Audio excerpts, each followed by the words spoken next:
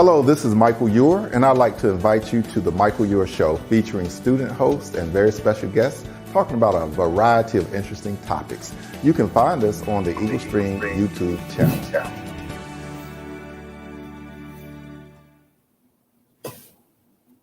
Good afternoon and welcome to the Michael Eure Show. Our very special guest today is Mr. Shedrick Byrd, and he's the author of The Mississippi Byrd. So Shedrick, take a minute and tell us a little bit about yourself. Well, thank you, Michael, for having me on your show.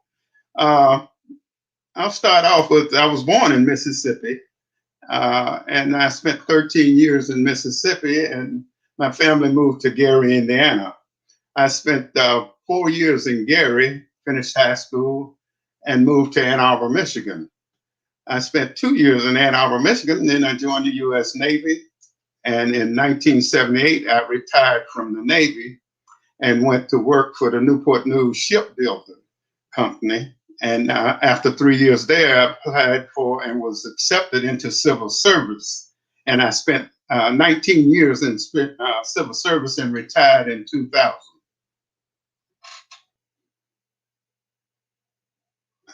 Not hearing you. I'm thanking you for being my co-host. I do that sometimes. I keep moving my mic. But you talked about your growing up in Mississippi and then moving several times. What was that like, adjusting and making new friends and all of that from Mississippi to until you got to the Navy? Well, I guess it was my personality. It didn't move me too much. You know, I made friends quickly. I was that kind of a guy. My mama always said I was very hyper, so it was easy for me to transition. But growing up in Mississippi, you know, it's a rural part of my book. Growing up in Mississippi, you do cotton chopping and cotton picking and hog slaughtering and the old rural things, you know, that people do in the South. And they came out with the cotton gin, a cotton picker, and took the jobs away from all of us who were hand cotton pickers. So we had to look further for work. So my family moved to Gary, Indiana, where the steel mills were, and that was the reason we moved to Gary. And yeah, when I think of Gary, Indiana, I think of the Jackson 5 for some reason. Yeah, I was a little bit before the Jackson 5. Okay. And then what made you decide to join the Navy? Well, it's the funny thing, but I was living in Ann Arbor with my aunt and oldest brother, and he hadn't been too long gotten home from the Korean War. And one day I got a letter from the U.S. Army. And so it was a draft notice. And I showed it to my brother, and he said, wow. He said, that's a draft notice. Said the Army is going to come and get you in a couple of weeks. And I said, what are you talking about? He said, well, they're going to come and take you into the Army. And he said that you better, you're not Army material. You better go down and try to join the Air Force. So I went down to try to join the Air Force, and they had a waiting list, and you couldn't get in for several months. So I came back home, I'm skipping and happy, and told my brother, I can't go to the Air Force for a few months. He said, you better go down and talk to the Navy recruiter because the Army's coming to get you in a couple of weeks. So I went down and talked to the Navy recruiter, and he said he could take me the next day. So that is history. The rest is history. Well, that's fascinating. I didn't know that they would come and get you. Oh, yeah. If you didn't volunteer, you didn't go yourself. They would come and get you. So tell us about that experience. Did you get to travel around the world, or what was that whole Navy experience like in the beginning? This is going to take a while. Let me interrupt you for 1 minute for the audience to let you know. If you have any questions or comments, you can put them in the chat, and we will answer them, you know, throughout the show. Go ahead, Shedrick. Okay, yeah. Fortunately, I was in the Navy, but I didn't do a whole lot of sailing, but I've been around the world practically, you know, on those 6-month cruises here and there.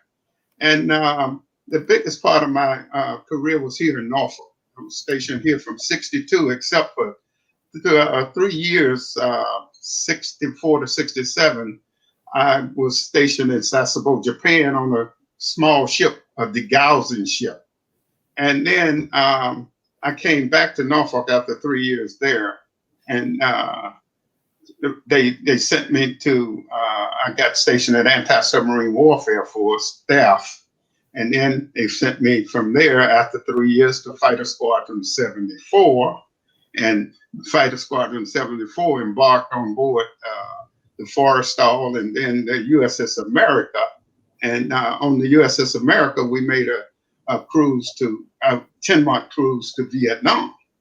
And when I came back from Vietnam, I got orders to the 5th Naval District here in Norfolk. And I spent 6 years on the staff of the 5th Naval District and retired from the Navy in 1978.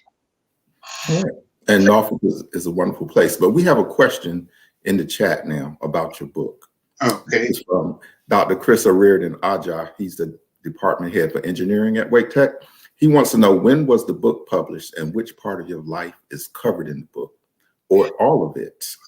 Yes, the book was published in 2004, and it covers most of my life. I would say that it covered my social life up until I joined the Navy. That's it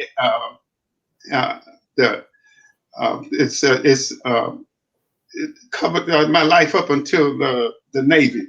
And then from there, it covered my career, the rest of my career, my social life, and then my career, starting with the Navy. And that's the beyond part of the book. Now, did you used to play pool in your early years? Yes, when I was in Gary, Indiana, I guess I was blessed with talent because I didn't practice it. But for some reason, I was a good pool shooter, and I was considered the best young pool shooter in the city of Gary, Indiana. And I hustled. Got me a hustle. Living in the ghetto, I just want to make this analogy here. Living in the ghetto, if you don't have a talent, a reputation, you are going to be the prey. So you either have to be a pimp, drug pusher, a prostitute, or a thug. You have to have a reputation. And my reputation was shooting pool. So I was set free for being able to shoot pool. So that was our hustle. Yeah, that sounds very interesting. Did you do that in bars, pool halls? Because you were young when you were doing that. Yeah, we had a major pool hall on Broadway there in Gary, Indiana. It was one of the main black pool halls in the area. Mm-hmm. And they had a number of pool halls, but that was one of the bigger ones and the major one, I believe.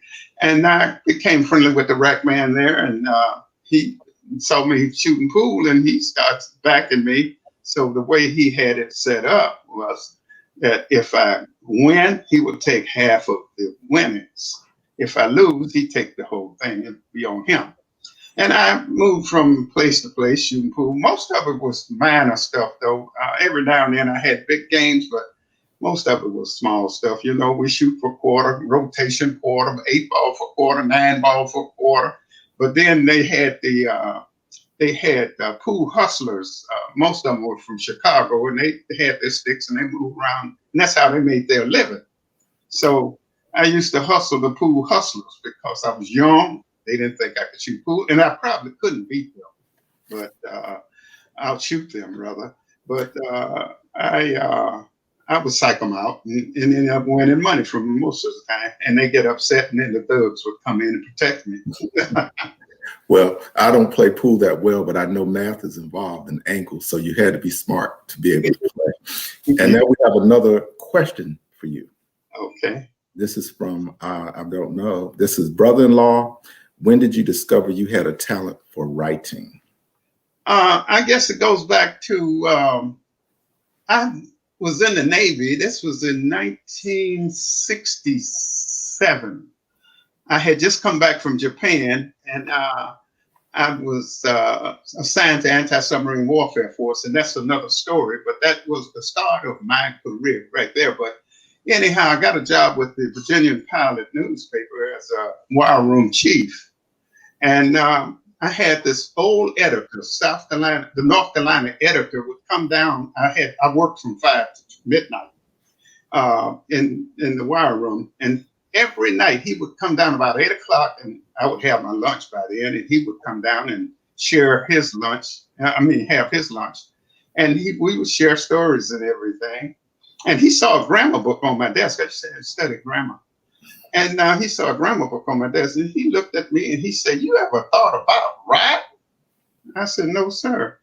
He said, "I bet you make a good writer." I said, "Yes, sir. No, sir, I'm not interested." He said, "Well, during those days, Admiral Zumwalt was changing, revolutionizing the Navy. He was changing uniforms and doing all kind of stuff. And he said, why don't you write an article about Admiral Zumwalt?" And I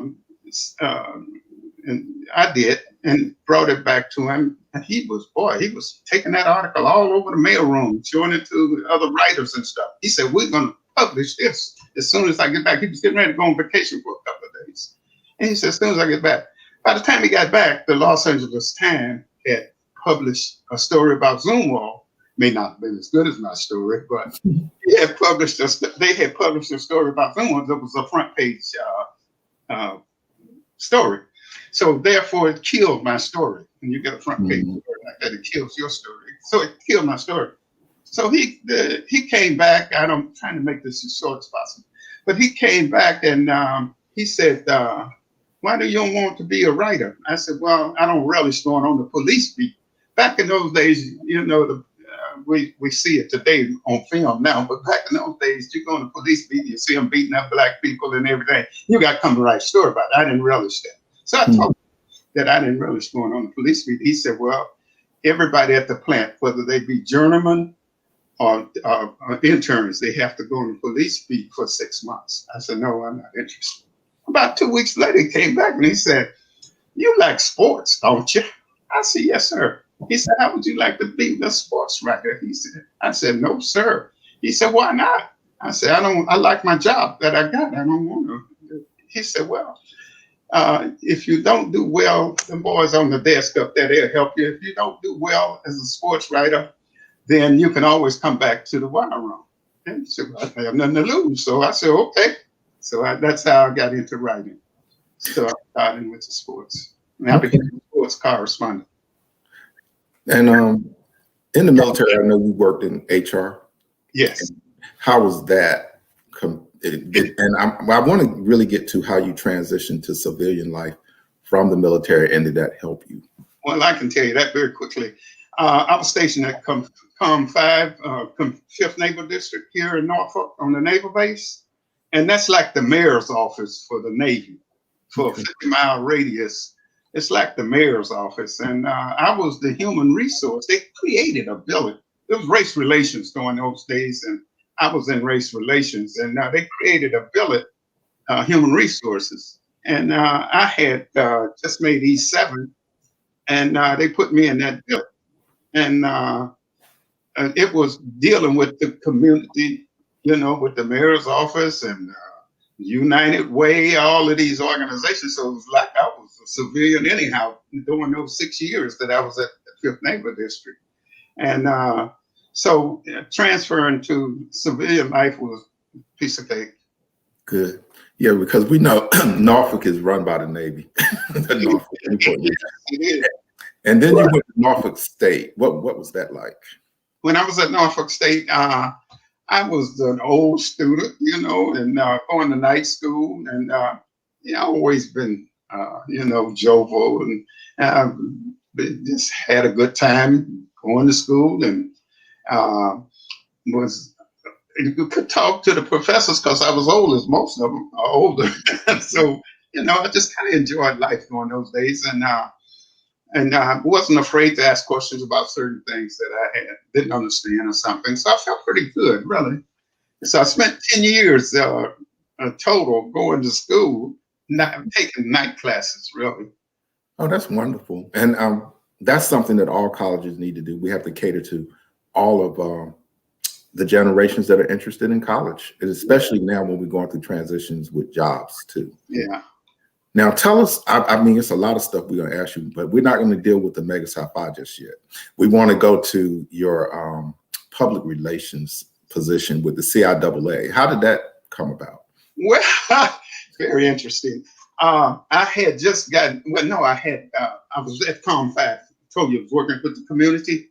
Mm-hmm. When my ship came back, my fighters from Vietnam, I was stationed, I was living on the base. I was living at the chief's quarters on the base. And this was 1966. One night, I'm up there, and a knock came on my door, my barracks door. And I opened the door, and it was the commissioner for the CIAA and the supervisor of officials. And the supervisor of officials and I were stationed together. We played basketball together, and he did some coaching, and so we knew each other. We had some experience. And I guess he had told the commissioner about me being a writer for the Virginian Pilot. So they came to visit me. We sat down and had a chat, and the commissioner asked me if I would be the public relations do public relations for them. And I said, well, how much you gonna pay me? And he said, well, we don't have money. Our funds are very low. And he said it would be a part-time position. And I said, well, you have to give me something, don't you? Well, he and Danny Doss was the supervisor of commission. They talked for a few minutes. And so they came up with the idea that they could offer me $100 a month plus all of my expenses for visiting the various schools in the conference and everything. And so that was in 76. And the first thing that I did, that they didn't know how to get their halftime scores on the radio during those times. And so anyhow,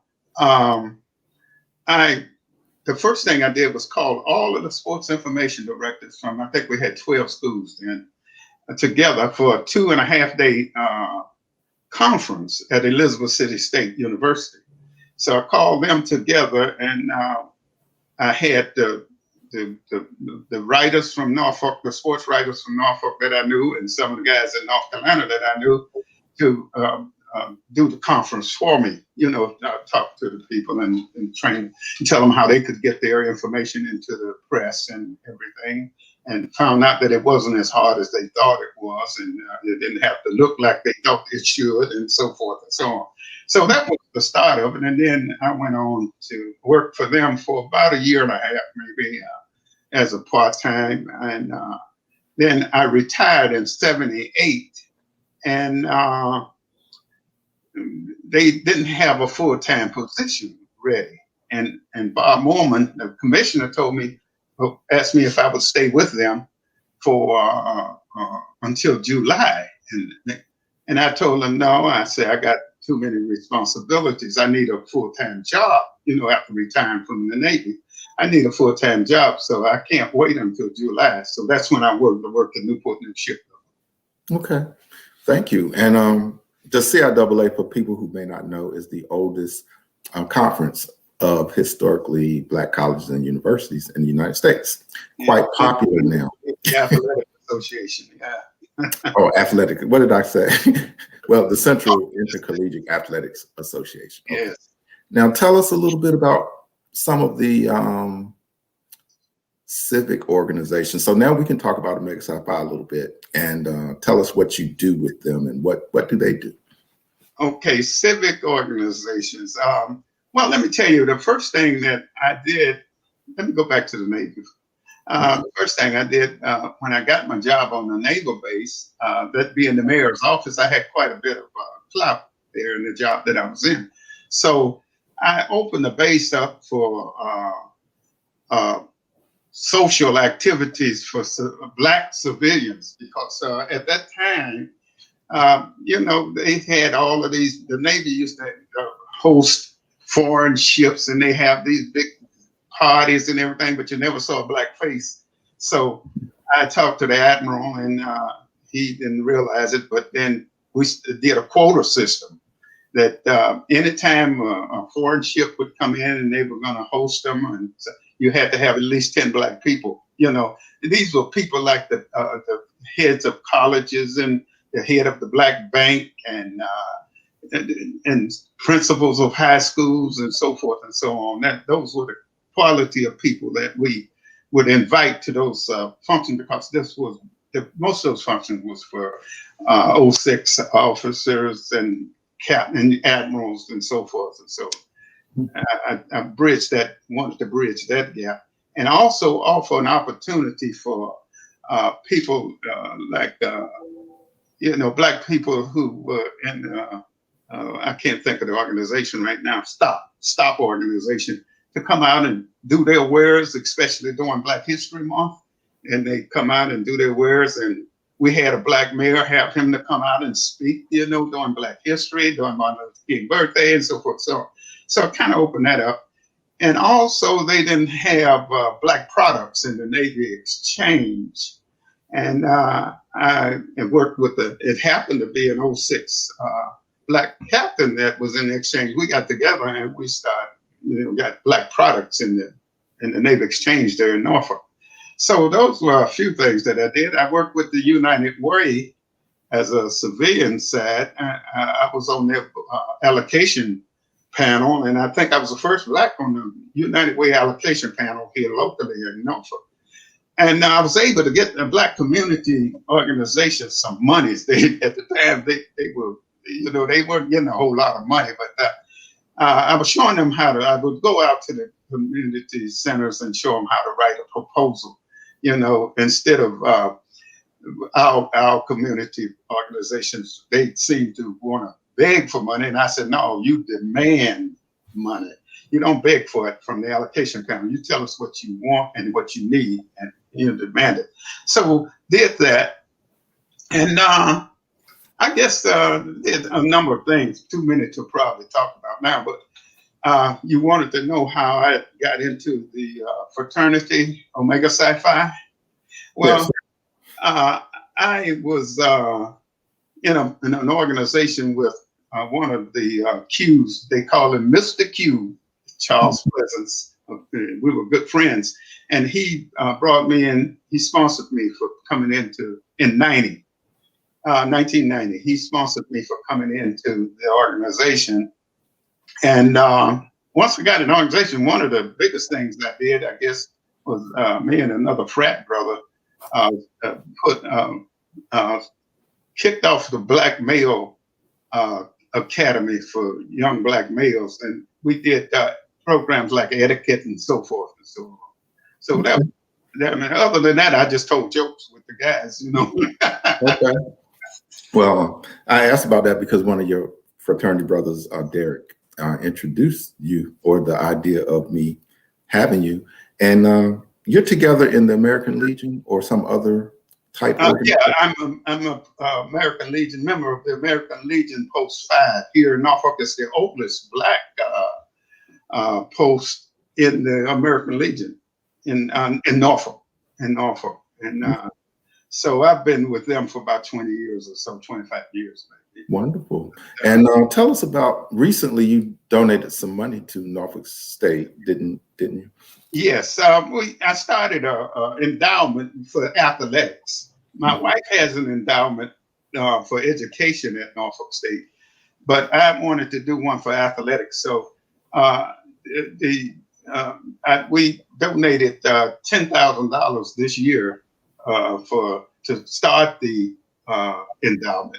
It matures at $25,000, but I plan to, I had agreed to donate $5,000 a year, but I'll probably go ahead and pay it out to its maturity, and try to encourage others to come and do endowments for the school. I like athletics, but whatever they want to do endowment for. But yeah. So, and matter of fact, we went to the basketball game last night, the last game that Norfolk State played, and took my daughter and my granddaughter out with me, and we enjoyed it and met with the president. Matter of fact, they took pictures with us. Wonderful. And congratulations, and thank you for challenging all of these HBCU graduates and others. You should donate to your alma mater. Yes, or whatever school is close. HBCUs need them. Please, yes. Give your money. And we have another question for you. Okay. All right, Mr. Byrd, how did marriage change you professionally? It settled me down, and my wife, I got a very smart wife, well educated. So, when I go on the wrong track, she tells me how to write it. And matter of fact, she's the editor for most of my articles that I write, and she was the editor for my book. Yeah, so And that's she got me on a professional kind of track because I was kind of loosey goosey, ghetto-ish type, well, one thing I learned when I first met you virtually yesterday is your wife is quite a reader, because I saw lots of books in your office and you said she has way, way more than you. Yes, you should see her office. You can hardly get in there with the books. She got bookshelves all around the whole wall. Okay. Did you meet her at Norfolk State or? Well, yeah. Now that's another incident. I was in my job as at Fifth Neighbor District. I was in charge of all the cultural programs that they had. Martin Luther King's birthday, Black History Month, Asian History, Women's Month. So I was in charge of all the programs, and so I was looking for a speaker. I had consolidated most of the bases, local bases, so we could have bigger crowds at Martin Luther King's, at our activities, I should say, Black History activities. And so I was looking for a speaker for Martin Luther King's birthday. And somebody suggested that I have Dr. Basant from Norfolk State. She was a good speaker. Have her to be my speaker for Dr. Martin Luther King's birthday presentation. So I did, and I came. She came to the base to be a speaker, and I think that day we had in the theater we had about 1,300 people, and there was several admirals there, and I was sitting between the admirals and everything. And I was next to my boss, a 2-star admiral, and she got up there and she talked, and the admiral looked at me and he touched me on the knee. He said, "Chief," he said, who is that speaker?" I said, "That's Dr. Basant from Norfolk State." He said, "Boy, she's a feisty little one." And I said, "Yes, sir." He said, "Did you invite her to lunch?" I said, "No, sir." He said, "Well, see if she can have lunch. Let's have lunch with her. I'd like to talk to her father." Said she. Okay. So that's the history there. Yeah. That's serendipity. You were in the right place, the right time. Yeah, that's right. Looked like I've been in the right place, the right time, in my life. And we're running out of time, but I want you to tell us, how can people get your book? Is it Amazon? Yes, you can go on Amazon and Google. You can Google it. Go on Amazon and Google it, and it's. Let me see. I've forgotten my publisher already. Exhibitus. Okay. XLIBRIX. Okay. Yes. Actually, so it's not hard to find. You put the Mississippi Byrd up there, it's gonna pop up. Okay. Yeah. Well, I am certain that a lot of people would want you to come and talk with their students, and I'm going to try to connect you with our veterans. They did have some things going on, and they may be in this function. And if not, for the audience, this will be live. You can view this online on YouTube later today, and it'll be up there perpetually. So I think for you, Mr. Byrd, is what would you give advice-wise for young people that might consider joining the military, and how can it benefit them or not? Well, the military structured my life. It was the best thing that ever happened to me, I think. And it was because of discrimination and racism that I was successful. And the thing that I would tell you about the military is that when you go into the military, this is not only the military, this is in life. Black people have not been able to stand rejection. We grew up and we were always protective of ourselves and not able to stand rejection. You have to be able to stand rejection and not show it, and know when to hold them and know when to fold them. When you run into a door, if the door is made of steel and you can't get in, you don't go. And if it's made of wood and you think you can get in, you knock it down and move on in. In other words, know when to hold them, know when to fold them, be able to stand rejection, do the best job you can at all times. And I think you will have a good future. Good. The thing is, don't let rejection spoil your dreams. Right. And the military certainly has been on the forefront of a lot of the integration efforts of the United States. And tell us what you think about what's going on now with the idea of taking off the Confederate names off of bases. These are not Army base. I mean, Navy bases. They're mostly Army bases. They had them off a long time ago. Okay. If it was left up to me, they wouldn't be there today because I would have gotten rid of them a long time ago. Yeah, so, they don't do anybody any good except the white racist man. Okay. Well, if we don't have any other questions, I would like you to just tell us anything that we have missed, because I know you have a lot more to share. So you can take these last few minutes just to tell us what you want us to know. Yeah, I just want to say a couple of things. What structured my social life, I think, and what structured my career, if I can just take a few minutes. Mm-hmm. I want to tell this story about when I was about 12 years old, living in Leland, Mississippi, and everybody go downtown on Saturday nights to shop and everything. And my mother used to take me downtown with her, and she always held me by the hand because I was hyper, and jumping around, skipping and everything. So she always held me by the hand. But when a white person come along, a white people, or a white couple, or a white person, she would pull me into the road and to let them pass, and then we go back on the sidewalk. And I never quite understood that. So one day, she tried to pull me into the road, and I wouldn't let her. And she almost snatched me into a coma. And I've got the worst beating that I've ever gotten in my life. I cried twice from that beating. I cried when she whipped me. And I guess about 15 or 16 years later, I cried because I found out the reason why she did that. She was losing. She was a proud woman. She was losing her pride and dignity to save my life, because that was soon after Emmett Till, and I was one of those candidates that would probably, be the Emmett Till type. That structured my social life, and I started thinking, respecting better, and that's when I know when to fold and when to hold. Career-wise, I got stationed. I had orders to anti-submarine warfare force in Norfolk. And when I was the staff yeoman, back in those days, staff duty was creme la de creme, and no black people were in staff positions of leadership. So I was the staff yeoman. I was going to have the office be responsible for the staff office. And when I got there, I took my orders to the lieutenant. I was clean, man. I had on my whites and I was decked out. And I ran into the lieutenant's office and I put my orders on his desk and introduced myself. He looked at my orders. He looked at me. He looked at my orders. He looked at me. And I said, "Can I go around and meet the staff?" I guess he didn't have nothing else to say. He said, "Yeah, go ahead." So he went, and I went and met the staff.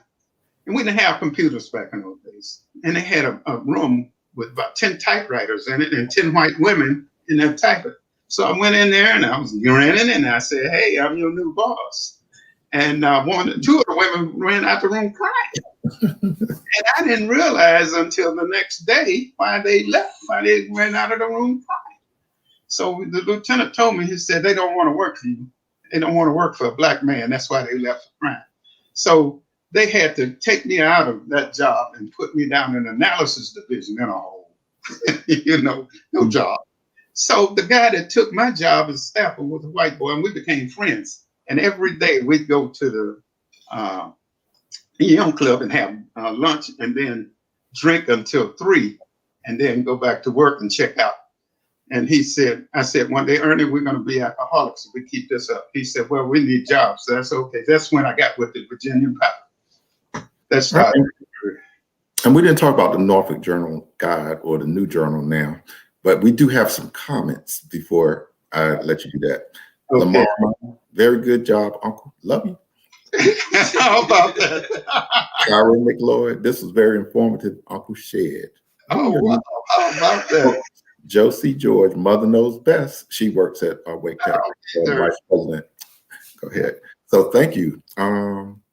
Yes, sir. Another one, Wake Tech ILC tutoring. Thank you so much for sharing your experiences. Teach us how far we have come as a country and ways to move forward despite institutionalized racism. Thank you, ILC. Yes. Okay, so you got a lot of comments in the end, but you always get buy his book. And Sarah, did you put that in? She put it up once, but if she could just share that with the audience one more time. And you can get it from Amazon. The Mississippi Byrd by Shedrick Byrd. All right. You have any closing statements, Mr. Byrd? No, I appreciate you inviting me to your show, and it's been an enjoyable 30 minutes or so, whatever how long I can talk for hours. So this really was the challenge for me to restrict myself. But I enjoyed it. Thank you so much for inviting me. And the link is also in the chat, so the audience is able to click it and it's live and they can order the book directly. So again, thank you for coming, and we'll probably have you back again. Well, I'll be happy to come back anytime. And thank you, audience, for joining, and we'll meet you again next month on the second Thursday of March.